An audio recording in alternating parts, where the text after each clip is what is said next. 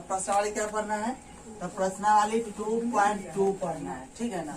तो 2.2 का क्वेश्चन है। इससे पहले जो है बहुपद का 2 क्लास हो चुका है नहीं, जिसमें बहुपद का बेसिक हम लोग पढ़ चुके हैं। जो बच्चे एब्सेंट कर गए हैं, है ना, जिनके पास मोबाइल वगैरह होगा वो अपना पीछे वाला वीडियो देख लीजिएगा, है ना।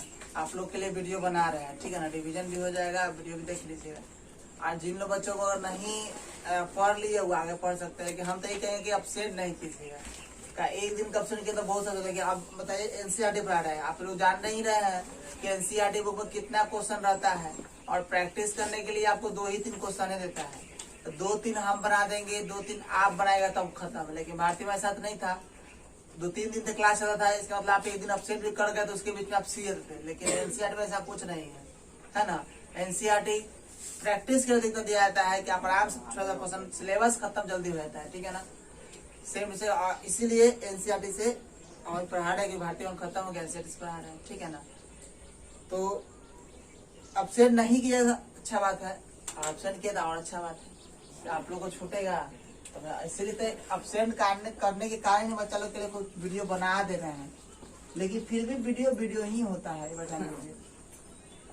ऑफलाइन क्लास का मजा ही कुछ और होता है, और ऑफलाइन जो समझ में आता है उसका भी बात तो कुछ और है, ठीक है ना। तो पहला नंबर क्वेश्चन बताते हैं, देखिए क्वेश्चन पढ़ देते हैं फिर से, ठीक है ना, ताकि आप लोगों को समझ में आ जाए क्या निकालना है क्या निकालना नहीं निकालना है। क्वेश्चन को बार बार देखिएगा।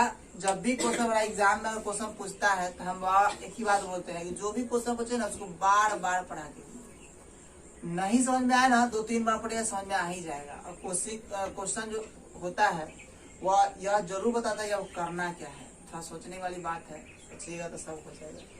जैसे यहाँ बोल रहा है कि निम्नलिखित बहुपद के शून्य ज्ञात कीजिए। मतलब दिए गए बहुपद है यानी px बराबर दिया गया है, उसका शून्य ज्ञात कीजिए। शून्य ज्ञात करने के लिए आपको पीछे वाला हम जो 9th क्लास में सिखा दिए हैं, और जब हम बहुपद स्टार्ट भी किए थे तो 2nd क्लास में बता दिए थे कैसे निकलता है, और आज भी बता देंगे कैसे निकलेगा। और शून्यकों गुणांकों के बीच संबंध स्थापित किए। संबंध मतलब अगर उसका फॉर्मूला दिया गया है कि अगर बहुपद यानी px यानी अल्फा प्लस बीटा और माइनस बी बटा ए होता है तो कैसे होता है। अगर समीकरण दे देगा तो प्रूफ कैसे करेंगे, तो वो भी आज ज्ञात करना है। तो इससे पहले वाला सिखाए चलिए, आज फिर से देख लेते एक बार में। तो सबसे पहला काम तो वो कहता है शून्य निकालने के लिए, यानी हमें px दे रहा है, px बहुपद दे रहा है, तो घात बहुपद दे रहा है x² माइनस 2x। यहाँ ध्यान दीजिएगा, x² माइनस 2x माइनस 8, ये ना है। गुना निकालने के लिए तो हमको पता है गुना कैसे करते हैं, हम लोग पता है कैसे निकालते हैं फैक्टर। बोलता है कि x² का गुणांक से अचर पद में गुना करना होता है सबसे पहला काम। तो x² गुणांक यहाँ कुछ दिख रहा है नहीं दिख रहा है। तो इसका गुणांक नहीं दिख रहा, आप समझ लीजिए कितना होना चाहिए, 1 होना चाहिए। नहीं 1 होता ही है, होना क्या चाहिए, होता ही है। तो 1 गुना 8, क्योंकि गुना करना है तो 1 गुना 8 तो बराबर कितना हो जाएगा, तो 8 हो जाएगा। 8 को ऐसा 2 फैक्टर तोड़िए, मतलब 2 नंबरों का ऐसा गुना कीजिए जो गुना करने पर 8 तो आ जाए, जोड़ने में, लेकिन जोड़ने कराने पर सबसे पहले तो गुना करने पर 8 आ जाए, उसको ध्यान में रखते हैं, ठीक है ना। तो किस किस नंबर को आपस में गुना करेंगे तो वह 8 है। 4 दूना 8, और 8 को 1 से गुना करेंगे तो वह 8 आ जाएगा। इसके अलावा कोई ऐसा नंबर नहीं है 2 नंबर जो गुना करने पर 8 आ जाए। पहला स्टेप खत्म हो गया। दूसरा स्टेप में चेक करना है कि जब ये गुना करने पर 8 आ जाए तो वह 2 नंबर को या तो जोड़िए या तो घटाइए। तो कितना आना चाहिए, 2। x का गुणांक आना चाहिए, मतलब 2 आना चाहिए। तो हमें पता है कि इसको अगर हम घटाते या जोड़ते हैं तो यह 2 तो कभी भी नहीं आएगा। आएगा क्या, नहीं आएगा। तो ये तो कम से कम लेंगे ही नहीं। इसमें शायद हमें घटाने पर आ जा रहा है 2, नहीं आ रहा है 2, तो 4 में से 2 घटाएंगे यानी 2 आ ही जाएगा। लेकिन एक बात याद रखिएगा कि यहाँ माइनस में लाना है, तो इसका मतलब है कि -4 आप +2 घटाएंगे तो -2 हो ही जाएगा। नहीं हो जाएगा, क्यों नहीं होगा, क्योंकि देखो प्लस माइनस होता है माइनस, माइनस मतलब घटाना, ठीक है। तो बस जो संख्या बड़ा होता है उसके आगे जो चिन्ह होता है वही चिन्ह को हम लोग लिखते हैं। इसीलिए जो 4 होगा वो माइनस में होगा और 2 क्या होगा, प्लस में। इसके अकॉर्डिंग चले चिन्ह तो हमें पता हो गया कि अब इसको लिखना होगा। तो अब यहाँ x है, इसका मतलब है कि 4 को x में से 2 को x जोड़ेंगे, -4x में से +2x को घटाएंगे, तब ना वहाँ x बचेगा 2x। तो अब हमको फॉर्मूला ये लिखना है, तो अब बराबर कर सकते हैं x² -4x + 2x माइनस कितना हो गया 8 हो गया।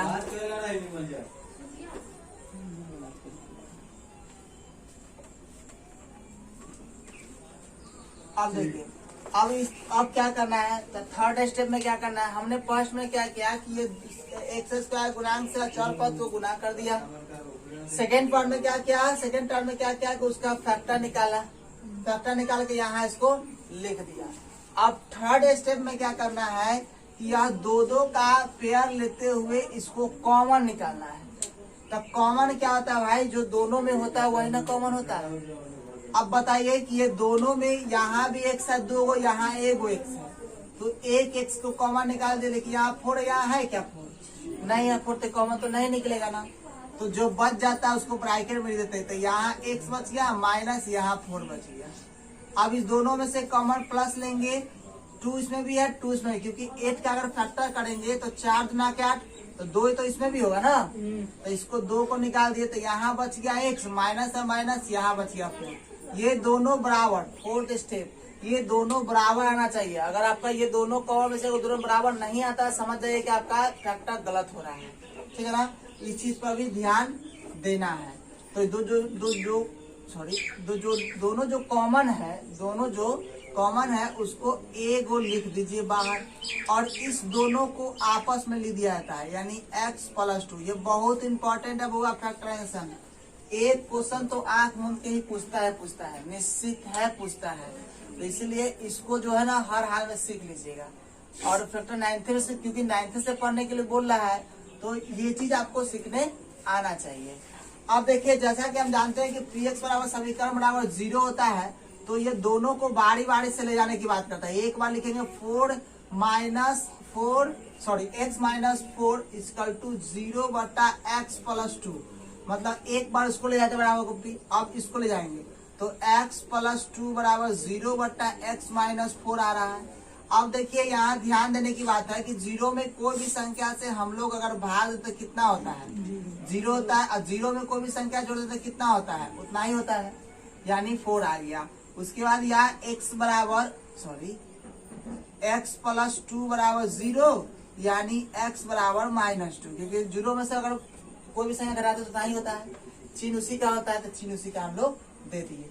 तो हमें मालूम चल गया 0 के बराबर, तो 0 के बराबर हमारा मालूम चल गया, 0 के बराबर यानी x बराबर 1 आया 4 और 1 आया -2। इसी को माना जाता है, ग्रीक भाषा से अल्फा और बीटा में इंडिकेट किया जाता है। तो इसीलिए आप कह सकते हैं कि अल्फा बराबर 4 और बीटा बराबर हो गया -2। अब बोलता है आपको कि प्रूव करके बताइए कि दोनों के बीच संबंध क्या है। तो पहला संबंध इसका क्या है कि अल्फा + बीटा बराबर -b/a। अल्फा बीटा पता है क्या होता है ना, शून्यकों का योगफल। अल्फा + बीटा अगर लिखा हुआ रहे तो यानी शून्यकों का योगफल हो गया, ठीक है ना। शून्यकों का योगफल बराबर होता है, b मतलब होता है x का गुणांक, a मतलब होता है x² का गुणांक। तो सबसे पहले हमको अल्फा कितना आया है, तो अल्फा आया हमारा 4 और बीटा आया है -2। अब यहाँ b क्या है, तो b यही ना होता है, x² का गुणांक जो है, x का गुणांक जो है वह b होता है। तो ये फॉर्मूला वाला माइनस और b के स्थान पर -2 है, तो -2 बटा a क्या है, तो x² का गुणांक होता है a यानी 1, क्योंकि हमें पता है कि px बराबर इसको माना गया ax² + bx + c बराबर क्या होता है 0। यही ना द्विघात बहुपद माना गया है क्या। तो पहले समझिएगा, नोट बाद में किएगा विषय, ठीक है ना। अब देखिए प्लस माइनस क्या हो गया, माइनस यानी घट क्या जाएगा कितना, तो 2 आ जाएगा, बराबर ये माइनस है प्लस ये भी जाएगा 2, यानी देखिए ये दोनों इक्वल है। इसका मतलब क्या है, बराबर है, तो बराबर है, तो यह सिद्ध हो चुका है। यह क्या है, शून्य है, दोनों का संबंध जो है अल्फा बीटा को बैठाने पर और -b और a का मान बैठाने पर दोनों क्या आ रहा है, बराबर आ रहा है। दूसरा इसका संबंध क्या है द्विघात का, तो अल्फा इंटू बीटा यानी शून्य का गुणनफल। शून्य का गुणनफल को शॉर्ट में हिंदी नहीं लिखने के कारण अल्फा इंटू बीटा बोल देता है। तो अल्फा इंटू बीटा बराबर सी बटा ए होता है। आपको पता है कि अल्फा का मान कितना निकाले हम लोग, तो अल्फा का मान 4 निकाले, -2 बीटा का मान हो गया, सी का वैल्यू यहाँ से बैठाएंगे तो -8 बटा 1 का ए का क्या होता है, तो 1 है ना, एक का गुणांक, तो 4 गुना कितना हो गया 8, तो -8 बराबर -8। देखिए आपको प्रूफ हो चुका है, ठीक है ना। तो दोनों का बीच संबंध हमने बता दिया क्वेश्चन नंबर फर्स्ट का। उसी तरह से question number second, question number third आपको अगर बनता है बनाइए ना, तो हम आपको बताते हुए चलते हैं, आप प्रैक्टिस कर सकते हैं, ठीक है ना। तो चलिए सेकेंड नंबर क्वेश्चन को भी देख लेते हैं। सबसे बड़ी बात है कि अगर हम बना देते हैं तो आप लोग को लगता है कि हम सीख लिए, हम बोलते हैं कि आप लोग नहीं सीखे हैं। कम से कम जो हम बनाए हैं उसको बिना देखे हुए आप बना के ट्राई मार सकते हैं। कम से कम 2 बार 3 बार जरूर बना लीजिए। अगर एक बार ही बन जाता है आपसे समझिए, तब समझिए कि हमको आ गया बनाने, अन्यथा हमें नहीं लगता है कि आएगा बनाने। इसीलिए प्रैक्टिस तो बहुत जरूरी ही है। और सबसे बड़ी बात है कि जब भी क्वेश्चन वगैरह आए तो उसको बिना ट्राई कर ले तो आगे नहीं बढ़ना चाहिए। प्रत्येक क्वेश्चन जो है हम लोग को ट्राई करना चाहिए। तो चलिए सेकेंड नंबर क्वेश्चन को देखते हैं। सेकेंड नंबर क्वेश्चन है क्या, सेकेंड नंबर क्वेश्चन है कि 4s², उसके बाद है -4s और +1, ये ना है। तो हमें पता है फैक्टर कैसे करते हैं, तो फैक्टर करते हैं इसको इससे गुना करके, यानी 4 × 1 में अगर गुना करते हैं तो 4 आता है। तो हमें क्या करना है, फैक्टर तोड़ना है, तो 4 गुना 1 और 2 गुना 2। अब हमें कहता है या तो जोड़ने घटाने पर कितना आ जाए, 4 आ जाए, ठीक है ना। जोड़ने घटाने पर कितना आ जाए, 4 आ जाए, गुना करने पर भी 4 आ जाए। तो ये तो जोड़ने घटाने पर 4 नहीं आएगा, लेकिन गुना करने पर आ जाएगा, इसलिए इसको नहीं लेंगे, इसको तो ले सकते हैं। अब यहाँ माइनस में है, इसका मतलब है कि -2 में -2 जोड़ेंगे तो -4 आ ही जाएगा, आ जाएगा ना -4। इसका मतलब है कि यह संख्या जो है दोनों माइनस में ही दिखाएगा।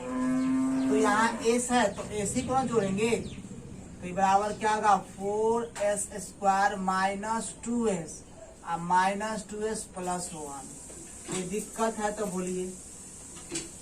और नेक्स्ट क्या करते हैं हम लोग, इस दोनों का कॉमन निकालते हैं। दोनों में से हमको लगता है कि 2 कॉमन है और s कॉमन है, क्योंकि 4 में 2 को 2 होता है। 4 का फैक्टर करोगे कॉमन निकालने के लिए फैक्टर क्या आता है, तो 4 का फैक्टर 2 गुना 2 होगा, s है तो s गुना s हो जाएगा। इसमें क्या है 2 गुना s होगा, तो इसमें 2 था और s था, ये s है, ठीक है ना। तो जब s कॉमन निकल गया यहाँ, तो यहाँ 4 था 2 निकल गया, तो एगो तो 2 बच गया, यानी और एगो s बच गया, माइनस यहाँ 2 निकल गया, s का तो क्या बच गया 1 बच गया। यहाँ प्लस है, यहाँ माइनस के मतलब अगर यहाँ माइनस है तो यहाँ भी माइनस रहेगा, तो माइनस प्लस तो हो सकता है गुना। तो माइनस क्या हो जाएगा, तो यहाँ हो जाएगा 1 कॉमन, कुछ नहीं तो 1 कॉमन निकल सकता है। तो 2s माइनस क्या हो जाएगा 1, अगर इससे गुना करोगे तो प्लस में 1 आ जाएगा। तो आप देखिए ये दोनों कॉमन है ही, तो 2s -1 कॉमन हो गया, और ये दोनों फैक्टर करेंगे तो 2s -1 आएगा। तो दोनों फैक्टर तो निकल गया। अब इसका 2 शून्य निकालना है, तो हमें पता है, तो यह हो जाएगा क्या कि 2s -1 बराबर 0 बटा 2s -1। 2 पार्ट में निकलेगा, दोनों तो बराबर है, इसलिए आपको दिख नहीं रहा होगा कि क्या कौन बराबर पार्ट है, ठीक है ना। दोनों का शून्य का मान है 2s -1 बराबर 0, यानी 2s बराबर +1, और ये गुना में है तो भाग में जाएगा, s बराबर 1/2। इसका भी हो जाएगा 2s -1 बराबर 0, यानी 2s बराबर 0 में से 1 जोड़ेंगे तो क्या होगा 1 आएगा, यानी s बराबर 1/2।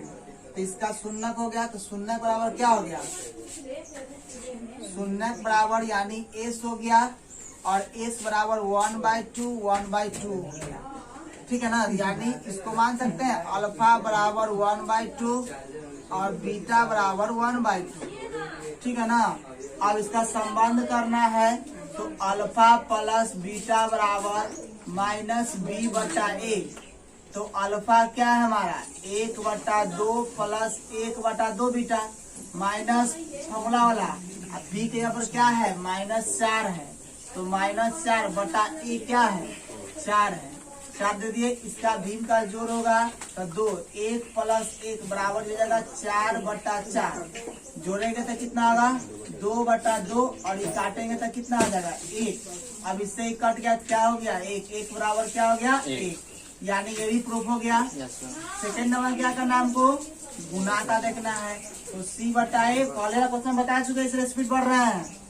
तो 1/2 इंटू 1/2 बराबर c का वैल्यू कितना है 1 है और a का वैल्यू कितना है 4 है, 4 दे दिए, यानी कितना होगा 1/4 बराबर 1/4, क्योंकि ये दोनों को आपस में गुना करना है। ऊपर ऊपर नीचे नीचे गुना होता है। कंप्लीट हो गया, दूसरा क्वेश्चन भी कंप्लीट हो चुका है। चलिए फिर आप लोग उतार लीजिए इसको, फिर नेक्स्ट क्वेश्चन करेंगे, ठीक है। करोगे क्वेश्चन नंबर 3 देखते हैं, ठीक है ना। हम सभी क्वेश्चन को आपको बना के दिखा दे रहे हैं, 2-3 दिन बनाएंगे, बहुत काफी हो गया, ठीक है ना। तो क्वेश्चन में कम से कम 3 बना देते हैं ताकि आप लोग प्रैक्टिस में लग जाए, तो इसीलिए दिक्कत ना हो। प्रैक्टिस तो हर हाल में करना ही पड़ेगा, ऐसा कोई डाउट नहीं है। तो चलिए तीसरा नंबर क्वेश्चन है 6x²। तीसरा नंबर है, क्या बोलिएगा थोड़ा सा, 6x², उसके -3 और माइनस क्या हो जाएगा 7। चलिए देखिए आप क्वेश्चन आपको डिफरेंट दिख रहा होगा। अब देखिए हाँ, क्योंकि देखिए हम जानते हैं कि आपको बताया है कि बहुपद होने के लिए एक कंडीशन और लगता है। क्या लगता है कि जब भी अगर पावर के हिसाब से दिया हुआ था, पावर के हिसाब से या तो डिसेंडिंग क्रम में या तो असेंडिंग क्रम, यानी घटते क्रम में या तो बढ़ते क्रम में लिखना है आपको। यहाँ घटते क्रम में लिखा हुआ नहीं दिख रहा है आपको, तो सबसे पहले तो घटते क्रम लिख दीजिए। तो 6x² माइनस 7x माइनस 3, अब हुआ घटते क्रम में, क्यों, इसका पावर 2, उसके बाद पावर 1, उसके बाद कुछ नहीं, ठीक है ना। तो घटते क्रम बढ़ते क्रम में लिखना जरूरी होता है। जब भी समीकरण को हल कीजिए यानी px का मान हल कीजिए, तो बहुपद को या तो घटते क्रम या तो बढ़ते क्रम में लिख के हल करें, लेकिन इजी होता है घटते क्रम में ही लिखने से, ठीक है। अब चलिए फैक्टर करते हैं। तो अब 6 और 3 को गुना करना होगा, क्योंकि इसको क्या करते हैं गुना करते हैं। 6 कितना हो गया 18, 18 का फैक्टर तोड़िए तो 6 दूनी 18, 6 दूनी 18, 6 18, उसके बाद होगा 9 गुना के 18, उसके बाद 18 गुना 1। अब देखिए इस सम में कौन सा आपको जोड़ने घटाने पर, देखिए गुना करने पर 18, जोड़ने में कितना चाहिए 7, ये तो कभी नहीं आएगा, ये भी कभी नहीं, यही आएगा। कब आएगा तो -2 में से +2 करेंगे तो -7 आ जाएगा, यानी 9 और 2 का होगा फैक्टर। तो चलिए तो होगा 6x² माइनस 9x प्लस क्या आ जाएगा 2x माइनस कितना 3। अब फैक्टर कीजिए, तो दोनों में से कॉमन हमें लगता है कि 3 आ जाएगा, कॉमन नहीं। 3 दूना के 6, 3 इसमें भी, 3 तिहाई के 9, 3 इसमें भी, इसमें भी x इसमें भी, इसमें क्या बच गया 3 दूना के 6, 2 हट गया तो 2x बच गया, -3 बच गया। इस दोनों में से कॉमन हमको लगता है 1 ले लेंगे तो 2x माइनस 3 बचेगा। ये दोनों कॉमन होता है, ये हो जाएगा 2x माइनस 3 और ये दोनों को साथ में लिखना होता है, तो 3x प्लस 1। अब हमें पता है कि px बराबर क्या होता है 0, यानी 0 के बराबर दोनों को अलग अलग कर लेंगे। तो इसीलिए क्या हो जाएगा यहाँ देख लीजिए, यहाँ हो जाएगा 2x माइनस 3 बराबर 0/3x प्लस 1। हल्ला नहीं कीजिए, बाबा समझाते हैं ना। अब ये होगा 2x बराबर 3, यानी x बराबर कितना हो गया 3/2, हो गया कि नहीं हो गया। अब इसको करेंगे तो 3x प्लस 1 बराबर 0/2x माइनस 3। एक बार इसको ले गए ना, ध्यान से देखिएगा, दिक्कत होगा पूछ लीजिए। तो क्या आ जाएगा 3x बराबर -1, यानी x बराबर -1/3। तो इसलिए शून्य के बराबर क्या हो गया, इसलिए शून्य के बराबर क्या हो जाएगा एक्स निकाला था, एक्स बराबर 3/2 एक आया -1/3 आ गया। इसलिए इसको कर सकते हैं कि अल्फा बराबर 3/2 और बीटा बराबर क्या होगा 1/3। अब इसको संबंध करना है -1/3 संबंध करना है, तो अल्फा प्लस बीटा बराबर -b/a। अल्फा का मान हमें पता है 3/2 प्लस -1/3 बराबर माइनस बी का मान कितना है यहाँ, तो बी का मान यहाँ -60 है बटा, और ए का मान कितना है 6 है, 6 कर दीजिए। एलसीएम ले लीजिए इसका, तो 3 दूना के 6, तो 3 तिया 9 प्लस माइनस माइनस, ये हो गया 2 बराबर कितना हो गया +7/6। तो यह हो गया कितना 7/6 बराबर 7/6। दोनों क्या हो गया प्रूफ हो गया। सेकेंड नंबर में देखिए ये होता है अल्फा इंटू बीटा बराबर c/a, यानी अल्फा का मान कितना है हमारा, तो अल्फा का मान है 3/2 गुना -1/3 बराबर सी का मान यहाँ माइनस कितना है 3 है, और ए का माइनस क्या है 6 है, तो प्लस माइनस माइनस तो -3 और 3 गुना के 6 बराबर -3/6। तो इसी तरह से आपका क्वेश्चन नंबर 1 का 3 क्वेश्चन हमने बता दिया है। कोई डाउट है तो बोलिए। नहीं ना, तो आज के लिए बस इतना ही रह दिया, बाकी सब अपना टाइम मान लीजिएगा, सब बन जाएगा। हमें लगता है कोई क्वेश्चन बनने वाला नहीं होगा, ठीक है ना, तो आप अपना इसको बना सकते हैं। अच्छा ठीक है, उसको बनाइए, ठीक है ना। नेक्स्ट डे मतलब सोमवार के दिन दूसरा नंबर क्वेश्चन जो कहता है कि एक द्विघात बहुपद ज्ञात कीजिए जिसके शून्यकों का योग और गुणनफल क्रमशः दिया गया है। मतलब इसका शून्य का योगफल दिया गया है, तो आपको एक समीकरण यानी px का मान आपको ज्ञात करना है। तो नेक्स्ट टाइम हो जाएगा। चलिए इसी के साथ रहने दीजिए, धन्यवाद।